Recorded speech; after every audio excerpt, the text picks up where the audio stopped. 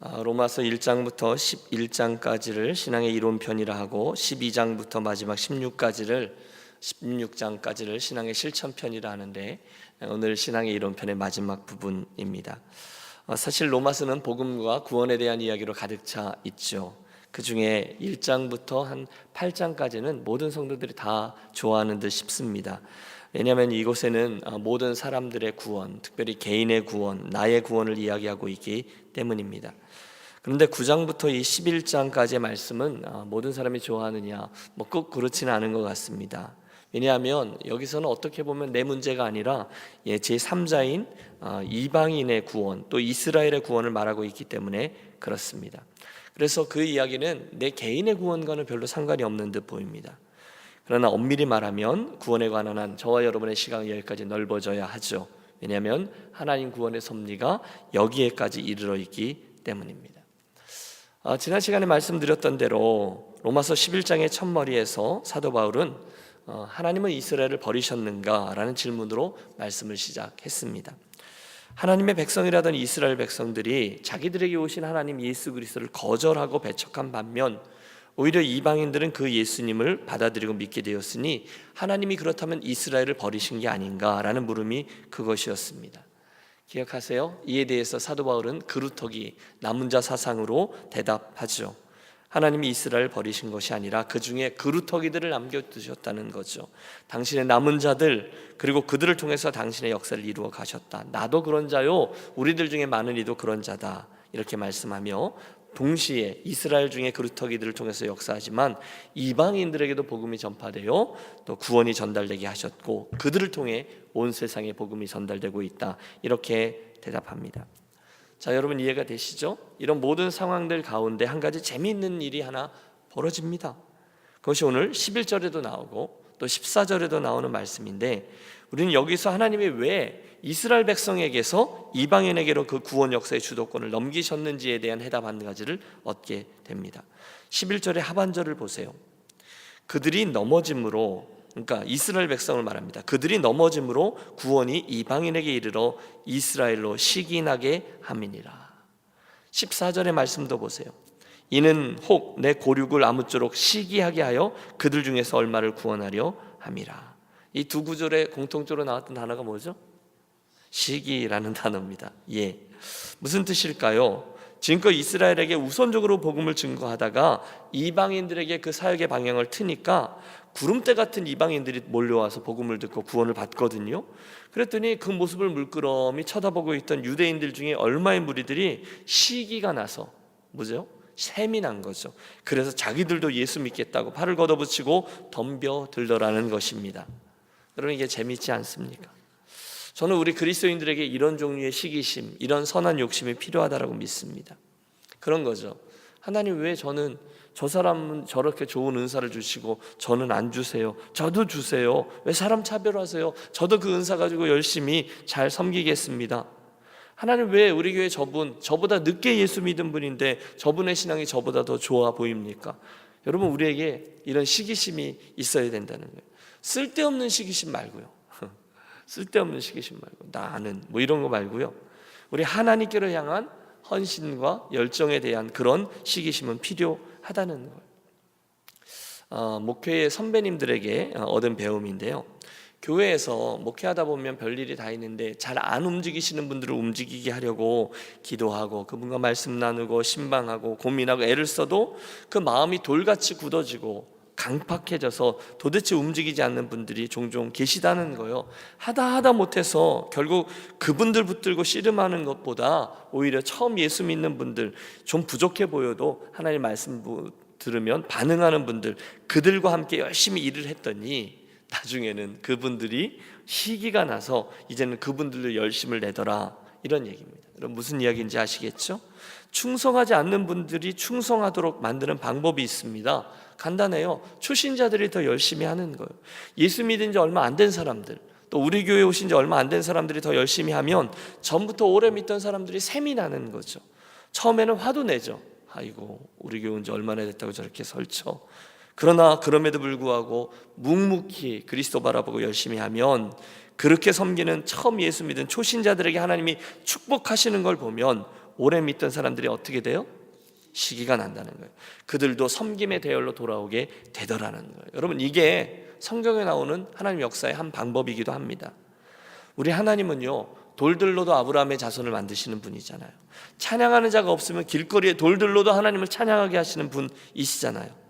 그래서 하나님은 혹시 강한 분들, 직분 있는 자들, 또 로마서 후반부에 나오면 믿음이 강한 자들, 예수 오래 믿은 사람들, 그런 이들이 움직이지 않으면 늘 약한 사람, 가난한 사람, 자격 없는 사람, 예수 믿은 지 얼마 안 된 사람들을 통해 일하게 하십니다. 왜요? 그러면 그들의 잘남으로 일하는 게 아니라는 것은 드러나거든요. 그리고 서서히 되어가는 하나님의 일들을 보면서 아까 말씀드린 스스로 나는 강하다라고 생각했던 이들이, 많이 거치웠다고 생각하는 사람들이, 나는 지혜도 있고 경력도 있다라고 생각하는 사람들이 부끄러워집니다. 나중에는 그들이 고개를 숙이고 주 앞으로 나아옵니다. 이것이 바로 하나님의 일하시는 한 방법이라는 거예요. 그러므로 이 아침에 사랑하는 여러분, 내가 용 써서 강하게 되는 사람 말고 나의 연약함 중에 하나님의 강함, 그것을 구하는 지혜를 갖게 되시기를 바랍니다. 저는 여기에 나오는 이런 선한 시기심, 그리고 거기서 나오는 열심이 저와 여러분의 인생에 자리하게 되시기를 축복합니다. 여러분 잘 들으셔야 돼요. 다른 시기심을 말하는 게 아니에요. 다른 시기심이 있으면 반드시 문제가 생기는 거고요. 이건 하나님에 대한 열심입니다. 하나님의 선한 일에 대해서 시기하는 거예요. 하나님, 저도 그 사람처럼 하나님에게서 귀하게 사용되기를 원합니다. 하나님, 저에게도 그런 믿음을 주십시오. 하나님, 저에게도 그런 용기를 주십시오. 그런 열매들을 주십시오. 하나님, 저들은 왜 저렇게 열심히 하는데 왜 저에게는 그런 뜨거움이 생기지 않습니까? 저에게도 성령 충만함과 불과 은사들, 열매들을 저에게 내려 주십시오. 여러분, 이 아침에 우리 그렇게 기도하는 이 아침 되시기를 바랍니다. 시기심에 대해서 이야기가 나왔으니 한 가지만 더 생각해 보겠습니다. 지금 사도 바울에 의하면 복음을 받아들인 이방인들이 복음을 받아들이지 않은 이스라엘 백성들에게 시기의 대상이 된다고 했잖아요. 그러니까 이방인들이 열심히 하니까 그들을 보고 하나님께서 하시는 역사를 보면서 이들이 열심을 내면 이들로 복음을 받아들이게 되었다, 이런 뜻이잖아요. 똑같이 오늘 구원을 먼저 받은 우리가 혹시 구원을 아직 받지 못한 이들에게 시기의 대상이 되고 있는가 하면 생각해 보기를 원합니다. 오늘 저와 여러분이 예수를 믿습니다. 오래 믿었습니다. 그런데 예수 믿는 내가, 예수 믿는 사람들이 나를 보고 시기할 만큼 그런 질투의 대상이 될 만한 무엇인가를 가지고 있는가를 자문해 보자는 거예요. 쉽게 말하면 저와 여러분을 보고 과연 우리 주변에 믿지 않는 이들이, 야, 너 믿는 거, 그 예수 믿는다고 하는데 그거 되게 좋아 보이는데 나도 한번 믿어보자 라고 시기할 만한 게 여러분에게는 무엇이 있습니까? 그들보다 좋아 보이는 거 있잖아요. 그들보다 행복해 보이는 것, 그들보다 무엇인가 더 나은 것이 있느냐라는 그 질문이에요.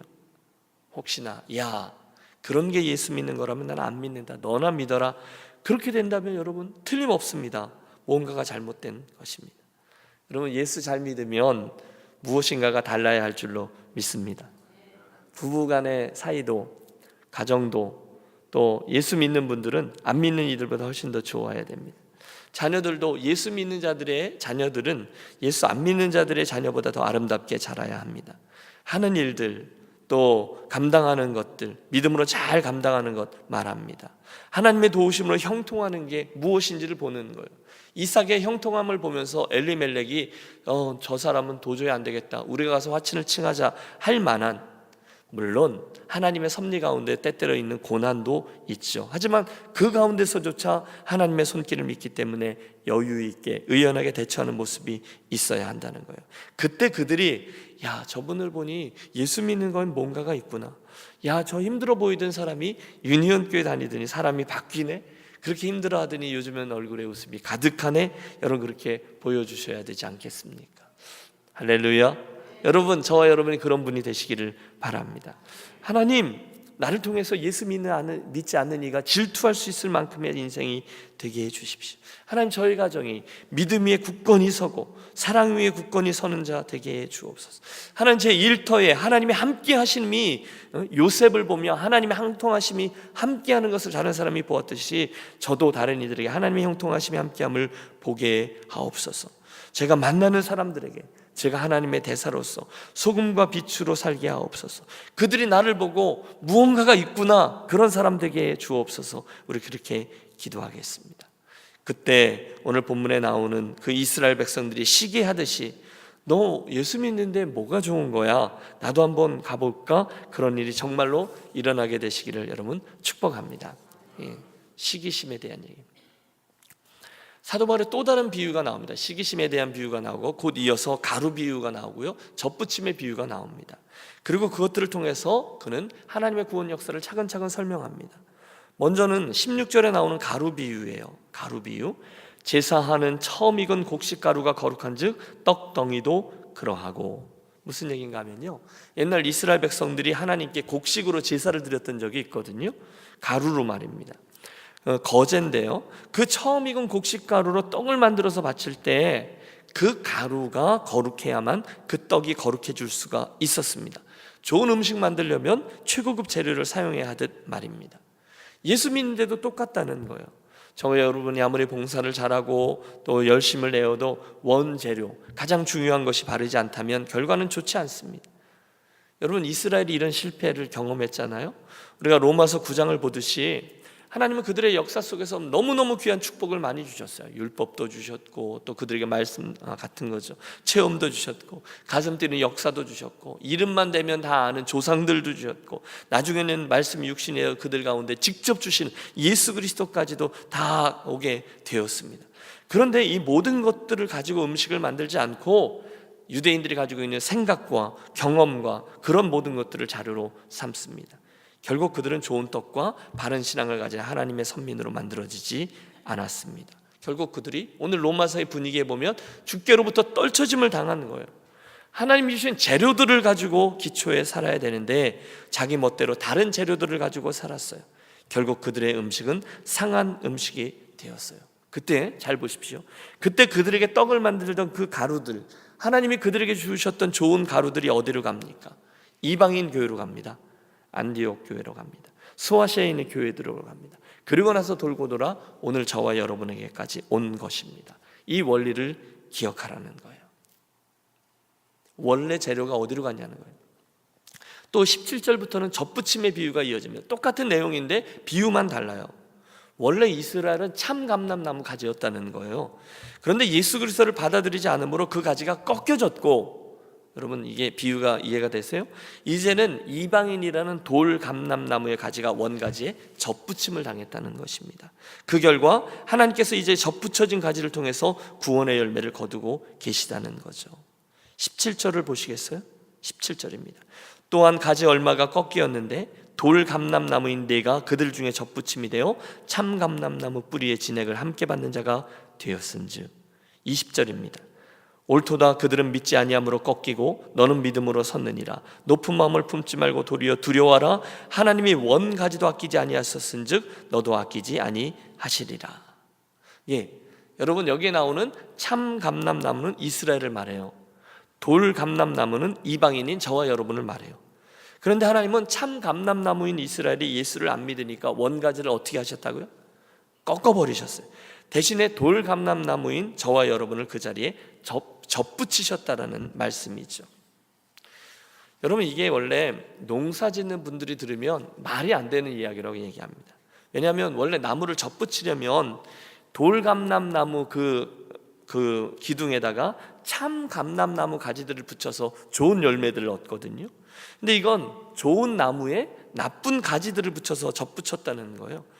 결국 하나님께서 왜 그러셨는지를 알지 못하지만 어쨌거나 하나님은 당신의 섭리에 따라서 이방인인 저와 여러분에게 하나님 당신의 사랑을 나누어 주셔서 우리를 당신의 원가지, 당신의 나무 복음과 구원의 나무에 접붙여 주셨다는 얘기예요. 할렐루야. 여러분 이 두 가지 비유의 목적은 하나입니다.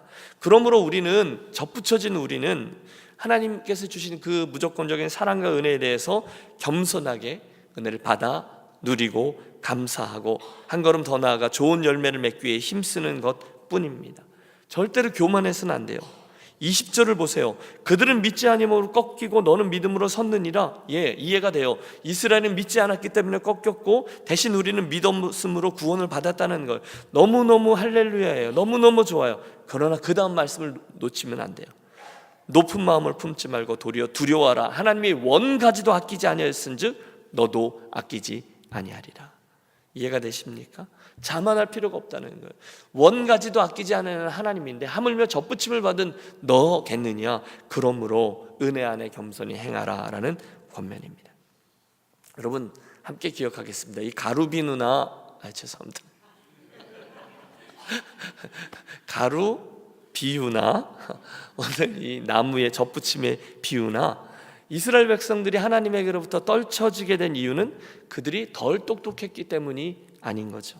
세상적으로 성공하지 못해서도 아닌 거죠. 전통이 없거나 문화가 없거나 세상적으로 성공하지 못해서 회당이 없거나 율법이 없거나 그들의 원 재료 가루라든지 원래 있었던 그 가지 그것이 부족해서 버림받은 게 아니에요. 오직 하나님의 그 원가루 하나님의 진액을 자기 소견에 오른 대로 바꾸어 버렸기 때문에 믿지 않아서 떨쳐짐을 당하는 거예요. 그들이 버림받은 것은 말씀대로 믿지 않았기 때문이에요. 예수 그리스도를 거절하는 거예요. 그렇다면 우리들에게도 똑같은 일은 얼마든지 일어날 수 있다는 것입니다. 여러분 우리 함께 기억하겠습니다. 오늘 저희들은 예수 믿고 즐거워하고 은혜를 누리고 찬송하고 하나님을 아버지라고 고백하는 이 놀라운 특권과 축복은 원래 누구 겁니까? 이스라엘 사람들 것입니다. 그들이 누렸어야 됐던 거예요. 그런데 하나님의 은혜로 하나님의 섭리 가운데 그들이 그것을 거절하며 그 축복이 우리 것이 되었어요. 우리에게 하나님의 그 놀라운 교회가 주어졌어요. 우리에게 이 부흥의 스토리가 주어졌어요. 우리가 변화되었고 우리가 하나님 앞에서 선교의 길을 갈 수 있게 되었어요. 우리가 취해야 될 태도는 하나입니다. 겸손함입니다. 그 은혜를 잊지 않는 거예요. 그리고 순종함으로 이 길을 가는 거예요. 혹시 교만하면 어떻게 돼요? 하나님이 원가지도 아끼지 아니하였으니 너희도 아끼지 아니하였으리라. 교만하면 안 된다는 거예요. 이만하면 됐다. 교회도 됐고 난 구원도 받았고 특별히 불편한 것도 없고 그러면서 이 길을 가면 이젠 다 되었다 이러면 안 된다는 거예요. 여러분 우리 함께 정신 차리겠습니다. 오늘 저와 여러분의 이 모습으로 또 우리들 앞에 놓여져 있는 많은 사망의 음침한 골짜기들을 고려하지 않은 채로 가면 안 되는 거예요. 게다가 우리가 이루어야 될 사명도 있는 거예요. 그러므로 22절의 말씀을 심각하게 받습니다. 22절입니다. 그러므로 하나님의 인자하심과 준엄하심을 보라. 넘어지는 자들에게는 준엄하심이 있으니 너희가 만일 하나님의 인자하심에 머물러 있으면 그 인자가 너희에게 있으리라. 그렇지 않으면 너도 찍히는 바 되리라. 우리 하나님께 두 가지가 있대요. 하나는 인자하심, 그렇죠? 그분은 늘 우리를 사랑으로 덮어주시잖아요. 책임져 주시잖아요. 그런데 잊지 말아야 될 것은 인자하심과 함께 하나님의 준엄하심도 있습니다. 무서운 진노의 심판이에요. 그러므로 우리는 이 두 가지를 함께 기억합니다.